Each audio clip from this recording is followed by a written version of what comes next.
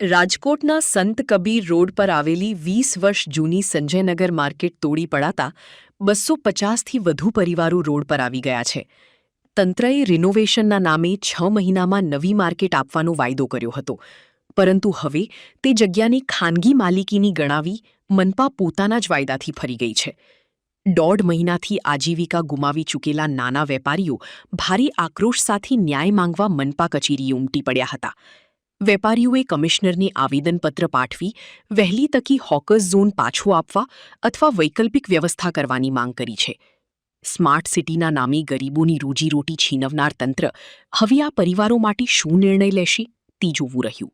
Dhaval Champakbhai Kotak, Sanjay Nagar hawker zone, Dudheshwar Mahadev મંદિર, સંત Kabir road ઉપર અમે છેલ્લા 20-25 વર્ષથી આ તમામ 200-250 પ્લસ ધંધાર્થીઓ અમે વેપાર કરીએ છીએ.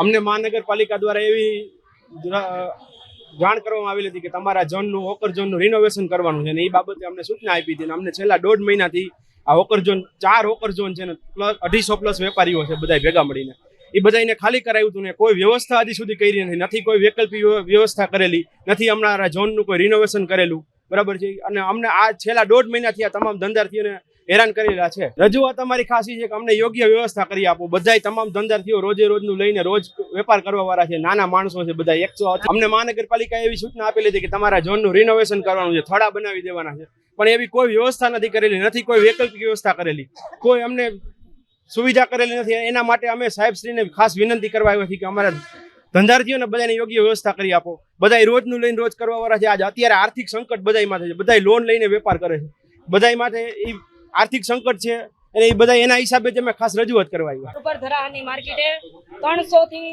ઉપર લારીઓ છે. અમે ગરીબ માણસો બધા અલગ અલગ ધંધા કરી છે, કોઈ બકાલાના છે, કોઈ ખાણીપીણી છે, કટલેરી છે, બધા ઓકરજોન અત્યારે પાડી નાખ્યા છે, બરોબર. અમને એ લોકો એમ કીધું કે તમે અત્યારે ખાલી કરી દો, અમારે તમને માર્કેટ બનાવી દેવી છે.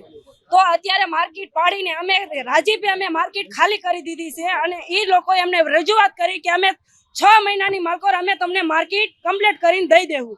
તો એ માટે અત્યારે એ લોકો એમ કહે છે કે તમે ખાલી કરી નાખો. અત્યારે આમાં માલિકી છે.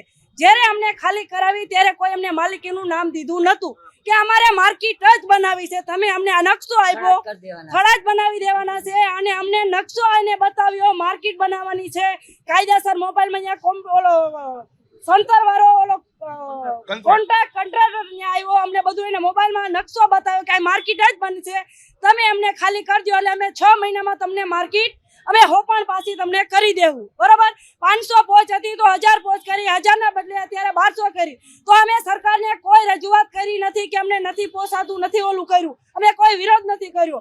અમે સરકારને ભરવા તૈયાર જ છે, પણ અમે સરકાર પાસે એટલી માંગણી કરવા આવ્યા છે કે જ્યાં થઈ ત્યાં અમને બધાને પાછી બનાવી દો. ગરીબ માણસો છે, અત્યારે અમે 300 જણા છે, અમે ક્યાં જાય?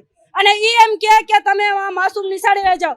કાલ સવારે 10 થી પછી ત્યાં અમે ગયા, પછી ત્યાં રજૂઆત કરે નિશાળું વાળા કે અમને અહીંયા દેખાડો થાય છે, ભણતરમાં ડિસ્ટર્બ થાય છે, તો પછી અમે ક્યાં જાય? તમે જવાબ દો, અમે ક્યાં જાય? તો અમે એક જ માંગણી કરી રહ્યા છે કે જ્યાં અમે સહી અહીંયા અમને બનાવી દો. અમારે સરકાર પાસે આટલી વિનંતી છે. ખાલી કરી દો, તમને અમે રિનોવેટ કરીને તમને આપશું 10.5 ફૂટ. એમાં બે જણા સમાવેશ થાય. અટાણે 1 મહિનો 1.5 મહિનો થવા આવ્યો, અમને ખાલી કરાવી નાખ્યું. તે પછી હવે ખાલી કરીને કોઈ જગ્યા આપતા નથી. અટાણે હવે કે તમે આ માલિકીની જગ્યા બોલે છે, તમે ખાલી કરી દો. કાલે આવ્યા હતા, 8 દી પહેલા આવ્યા હતા, કાલે આવ્યા હતા. કેવા અમે અમારા બકાલાવાળામાં 120 જણા છે, બીજા 3 ઝોન બીજા છે, ખાણીપીણીનો ઝોન છે, લુગડાનો ઝોન છે, નોનીકોર બીજો 2 ઝોન છે. શીખરે તો સરકાર અમારી સરકાર છે, અમે સરકારને અરજી કરી કે અમને હતી એની જગ્યા અમને આપો. તો હવે સરકાર છે, આમાં સરકાર કરે એનું માનીએ રહીએ. અને આમથી હું કે ભાજપ સરકાર ગરીબ માણાની સરકાર છે, બરાબર છે. આમાં ગરીબ માણાનું ક્યાં રહ્યું? આમાં ગરીબ માણાને મારવાના ધંધા હે. આમાં હું 65 વર્ષનો હોઉં તોય ધંધો કરું, 2 જણા હે, ક્યાં જવું અમારે? અમે અહીંયા 20 વર્ષથી અમે પહોંચ ભરીએ.